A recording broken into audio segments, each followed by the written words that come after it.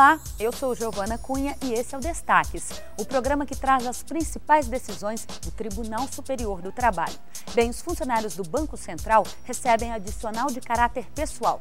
É uma gratificação que os funcionários do Banco do Brasil, no Rio de Janeiro, também querem e brigam há muito tempo na Justiça por ela. Só que a questão foi decidida esta semana pelos ministros da Seção 2 de Dissídios Individuais, que negaram o pedido dos trabalhadores. Entenda por quê. Carreira no Banco Central do Brasil, sonho de muito trabalhador, de olho nos altos salários e gratificações como adicional de caráter pessoal, criado para compensar as horas extras que, por força de lei, deixaram de ser pagas. Há 11 anos, os funcionários do Banco do Brasil tentam, na Justiça, receber o mesmo benefício dos colegas do Banco Central. Mas a questão só foi decidida agora pelos ministros da Seção 2 de Dissídios Individuais. Eles concluíram que os empregados do Banco do Brasil não têm direito ao mesmo adicional do Banco Central, porque no ato que criou o benefício não estava prevista a igualdade na remuneração dos funcionários. A defesa do Banco do Brasil ressaltou que, se fosse concedido, o adicional de caráter pessoal poderia gerar uma despesa de mais de 14 bilhões de reais para o banco. Mas para o relator, ministro Emanuel Pereira, não é o valor que interfere na decisão. Nós não julgamos pelas cifras dos processos.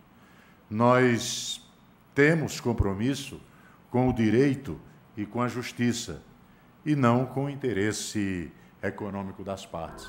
Agora, acompanhe a decisão dos ministros. Processo RO 5.531.600, dígito 16, de 1998. Na sessão de 1º de março de 2011, os ministros Emanuel Pereira e Carlos Alberto Reis de Paula votaram no sentido de conhecer do recurso ordinário, rejeitar as preliminares suscitadas pelo recorrente e, no mérito, negar-lhes provimento.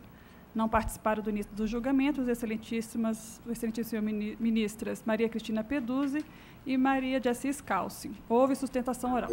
Trata-se de ação rescisória proposta pelo Banco do Brasil, em que se busca a rescisão da decisão proferida em sede de ação de cumprimento que, interpretando o alcance do acordo judicial homologado no processo TST-DC 2587.2, entendeu que a equiparação das tabelas de vencimento do pessoal do Banco do Brasil com os funcionários do Banco Central englobou o adicional de caráter pessoal, ACP.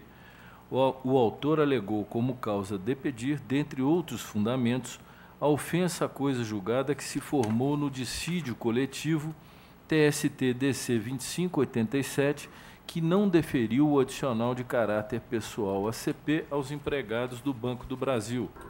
Além de desfundamentado, o pedido é juridicamente impossível, eis que a sentença foi substituída pelo acórdão regional, artigo 512 do CPC. Conforme se verifica, o sindicato réu afirma na contestação que a decisão meritória a ser objeto de rescisão é a proferida pelo Tribunal Regional, e não a sentença de 1º grau, razão pela qual pretendeu a extinção do feito por impossibilidade jurídica do pedido. Em nenhum momento alega que a última decisão de mérito da demanda foi a proferida pelo egrégio Tribunal Superior do Trabalho, tampouco acerca de possível vício no traslado desse acórdão. A decisão ora recorrida, folhas 542, rejeitou a arguição de impossibilidade jurídica do pedido, sob o fundamento de que a ação rescisória procurou desconstituir o acórdão regional e não apenas a sentença de 1º grau, ocasião em que esclareceu, aspas, consoante está exposto no item 16, folhas 8 da inicial, há referência ao venerando acórdão da egrégia 1ª turma dessa Corte Regional, verdadeira decisão rescindenda, fecho aspas. Note-se que, neste exato momento, a Corte Regional dirimiu a controvérsia acerca da última decisão de mérito proferida no processo originário, concluindo pelo correto direcionamento da ação rescisória, inclusive por força do conteúdo da própria resposta do réu. Em sede de embargos de declaração, folhas 573, o sindicato réu alegou omissão na decisão regional, que deixou de lançar os fundamentos para rejeitar a preliminar de incompetência do Tribunal Regional para exame da ação rescisória, arguída da tribuna, tendo a Corte Regional acrescido a fundamentação que, abro aspas, a competência para dirimir a presente rescisória é indubitavelmente deste regional, já que a decisão proferida pelo colendo TST não adentrou o mérito, apenas não conheceu do recurso de revista, folhas 583. Mais uma vez, o tribunal, respondendo aos questionamentos deduzidos pelo réu, esclareceu qual a decisão de mérito a ser objeto de rescisão. Nas razões do recurso ordinário, frise-se, o sindicato réu renovou a arguição de incompetência do tribunal, articulada somente por ocasião da sustentação oral, alegando que a decisão deste Tribunal Superior, que julgou o recurso de revista, examinou o mérito, embora não tenha conhecido desse apelo, pois decidiu com fulcro na iterativa, notória e atual jurisprudência do TST. Transcreveu na oportunidade o trecho do acórdão turmário do TST que, no seu entender, corroborava as suas alegações, qual seja, questão meritória, conforme assevera o parecer de folhas 387, o primeiro aresta elencado no arrazoado não alude à interpretação de cláusula de dissídio, o segundo diz inexistir no caso óbice da coisa judicial, portanto não conheço, são os fundamentos conhecidos das partes. Consoante os atos processuais praticados nos autos, verifica-se que o sindicato réu jamais questionou a irregularidade processual arguída da tribuna perante este colegiado, concernente ao traslado incompleto da decisão que não conheceu do recurso de revista. Ao contrário, na contestação, o ora recorrente pretendeu a decretação de impossibilidade jurídica do pedido sob o argumento de que a sentença de primeiro grau fora substituída pelo acordo regional, ou seja, que a decisão de mérito a ser impugnada era proferida pelo Tribunal Regional. Quando do julgamento da ação rescisória nessa esfera recursal, pela via transversa da regularidade formal da ação, alterou-se o fundamento da referida impossibilidade jurídica do pedido, passando-se a sustentar que a última decisão de mérito do processo seria aquela que julgaram o recurso de revista, única matéria renovada no presente recurso ordinário. A insurgência levada a efeito na sustentação oral é tardia e imprópria, a meu juízo, pois trata de matéria de natureza recursal, que deveria ter sido objeto do recurso ordinário interposto, havendo preclusão consumativa sobre esse aspecto. O ato processual relativo à sustentação oral não se presta a este desiderato, inovando quanto a questões que poderiam ser suscitadas no recurso outrora interposto, mas não fora. O recorrente, ouvido ainda, que ao apresentar a sua contestação, referiu-se à decisão regional como sendo aquela apta ao corte rescisório, o que ensejava a impossibilidade jurídica do pedido declinado na ação rescisória, que se voltou contra a sentença de primeiro grau. Mesmo quando alterou da tribuna do Tribunal Regional a causa de pedido da arguição de impossibilidade jurídica do pedido, o recorrente não sustentou que o traslado incompleto do acórdão turmário prejudicaria o deslinde da controvérsia. Ao contrário, o réu transcreveu o texto do acordo da turma do TST que, no seu entender, enfrentou o mérito da demanda, trecho que consta da parte do acórdão do TST juntado aos autos às folhas 81, que li há pouco. Sopesando esses aspectos, resta evidente a preclusão consumativa para o sindicato réu articular a referida irregularidade em sede de sustentação oral. Note-se que a defesa jamais tratou de suposto vício quanto ao traslado do acordo TST, aqui pressuposto processual e não condição da ação. Isto porque entendeu na contestação que o corte rescisório deveria voltar-se contra a decisão regional e, posteriormente, a partir da sustentação oral realizada perante a Corte Regional, passou a alegar que a decisão de mérito a ser combatida seria emanada da turma do TST, alterando visivelmente os limites da lide então posta a exame judicial. Além disso, se ultrapassada fosse a alegação dos limites da lide e sua força preclusiva, a Corte Regional, ao negar procedência à alegação do réu quanto à natureza meritória da decisão de turma do TST, entendeu por óbvio que a parte do acordo em que se julgou o recurso de revista era suficiente para apreciação desta questão, não havendo vício formal a impossibilitar este exame. Sendo assim, mediante pronunciamento judicial acerca da matéria, a única via processual hábil a combater tal entendimento era o recurso ordinário, que não foi utilizado pelo réu. Se a própria parte interessada silenciou a respeito da irregularidade do traslado da decisão da turma do TST e, tratando-se de matéria analisada e superada pela decisão que julgou procedente o pedido de corte rescisório, não pode mais essa Corte Superior tratar da questão de ofício, em substituição da parte que não se insurgiu quanto a esta questão quando a interposição do recurso. O processo caminha para frente, como sugere o próprio vocábulo em latim procede. não podendo a parte, a cada oportunidade que tem de falar nos autos, deduzir novas alegações, suprindo eventuais esquecimentos, pois tal conduta fere o princípio do contraditório e a regra da concentração da defesa. Muito menos pode o magistrado suscitar de ofício a ausência de pressupostos que não foram objeto de análise da decisão recorrida, mas não foram questionados no recurso ordinário interposto e sepultadas pela preclusão. Saliente-se que a juntada das decisões proferidas na causa originária é indispensável para fins de verificar-se a competência do juízo para exame da ação rescisória. Súmula 192, TST, tratando de pressuposto processual ferível a qualquer tempo na instância ordinária pelo juízo, artigo 267, parágrafo 3º do CPC, sem que se cogite de preclusão pró judicato. No entanto, quando há decisão a respeito desse pressuposto processual, como no caso presente, em que o Tribunal Regional avançou no exame da natureza meritória da decisão que apreciou o recurso de revista, na forma em que provocado pelo réu na sustentação oral e posteriormente nos embargos de declaração, não cabe a reforma de ofício dessa matéria, ainda que por via transversa, já que se opera mesmo a preclusão pró judicato no sentido da técnica comum processual de preclusão de questões, escapando, outrossim, aos limites objetivos do recurso apresentado pela parte. Fiz que não cabe a essa Corte Superior questionar de ofício a irregularidade do procedimento, pois matéria controvertida segundo a alegação do próprio sindicato réu, que passa ao largo da parte do acordo ausente, já havendo decisão acerca da regularidade do procedimento e da competência do Tribunal para análise da ação rescisória. Os precedentes jurisprudenciais invocados da tribuna pelo patrono do sindicato também não aparam a sua pretensão, pois não tratam da mesma hipótese dos autos em que foi trasladada a parte do acordo que contém o tema objeto do pedido rescisório, permitindo o enfrentamento das alegações expendidas pela defesa, inclusive sob o prisma da incompetência do Tribunal Regional para apreciar originariamente a ação rescisória, tendo em vista a natureza meritória da decisão do TST, sem que se cogitasse do vício somente agora articulado. A decisão proferida nos autos do processo AROAR 1154/2007 faz alusão à necessidade de juntar a íntegra do acórdão rescindendo, formada pelas decisões proferidas em grau de recurso ordinário e em sede de embargo de declaração, fecho aspas, sem esclarecer ao certo se a ausência for de uma dessas decisões e sem explicitar as peculiaridades do caso presente.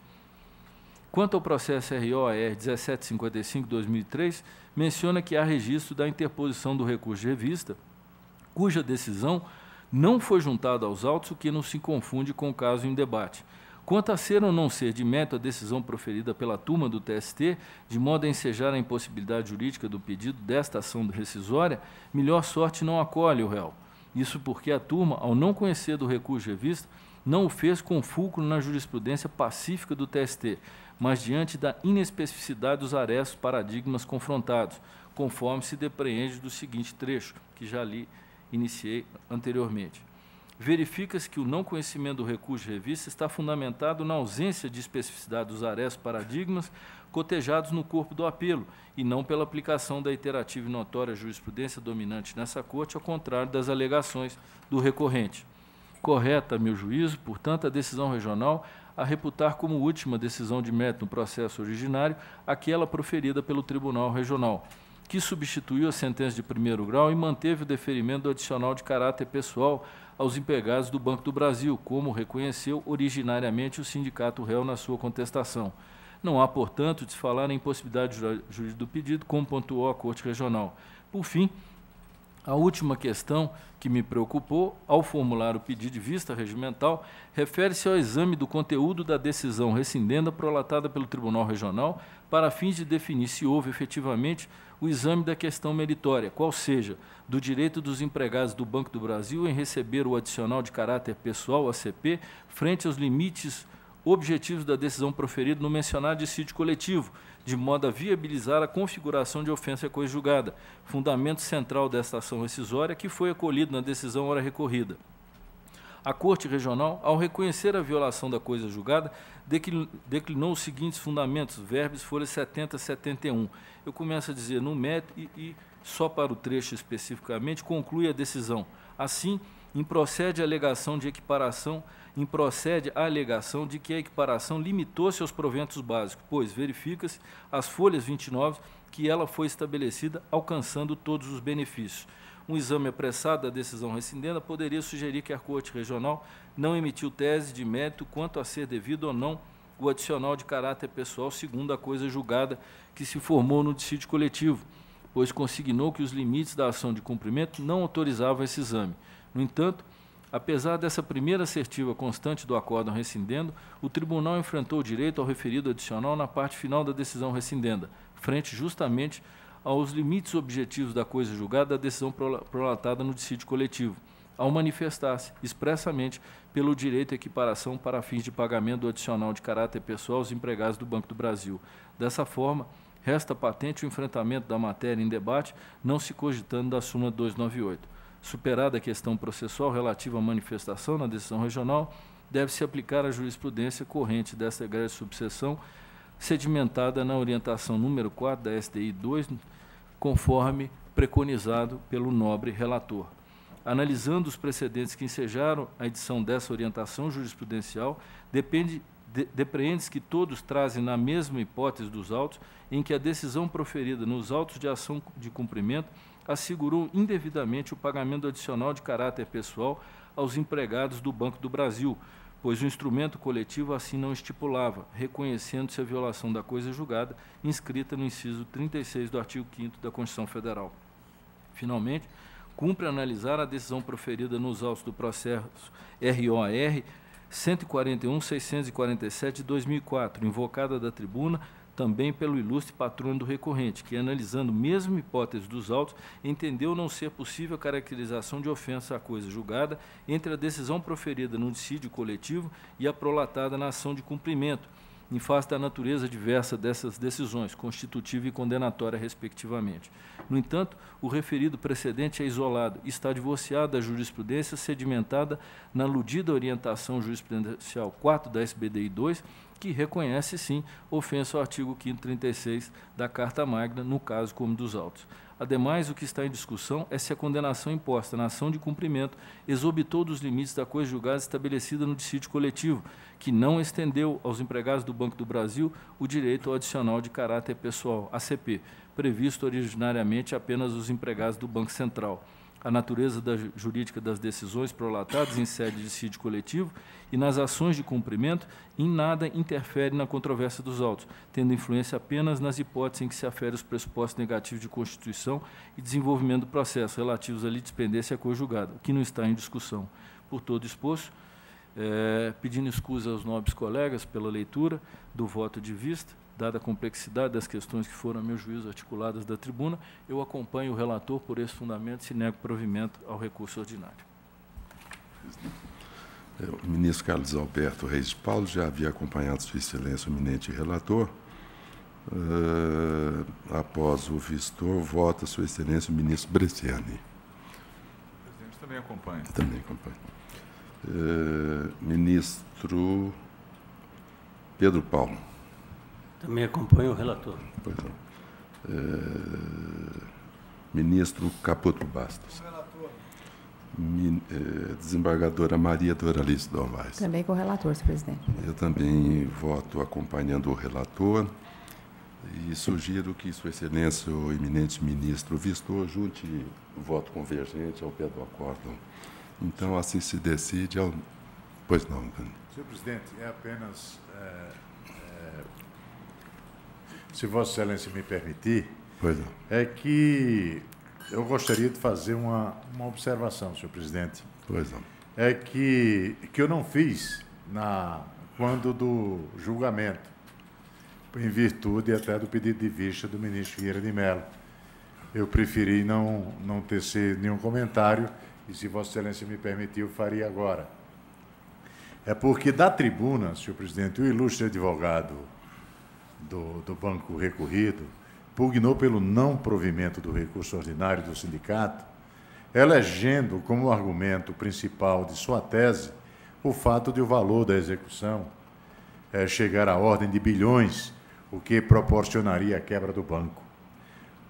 Senhor presidente, aqui no TST, todos nós sabemos, sobretudo nesta subseção, nós não julgamos pelas cifras dos processos. Nós temos compromisso com o direito e com a justiça. e não com o interesse econômico das partes. Era essa observação, senhor presidente, que eu não fiz naquela oportunidade e agradeço a Vossa Excelência me permitir fazer nesse momento. Claro. E Vossa Excelência, dilo com toda a propriedade, realmente essa subseção jamais deixou-se impressionar pelo valor econômico da ação, cingindo-se, sobretudo em ação rescisória, aos aspectos estritamente técnicos dessa ação excepcional. Então, assim se decide a unanimidade, nós temos o voto do eminente relator, conjuntado de declaração de voto convergente, Sua Excelência, ministro Vieira de Mello Filho. E veja no próximo bloco, entrar com recurso na Justiça só para atrasar a sentença de execução dá multa. Você vai saber por quê daqui a pouco. Até já!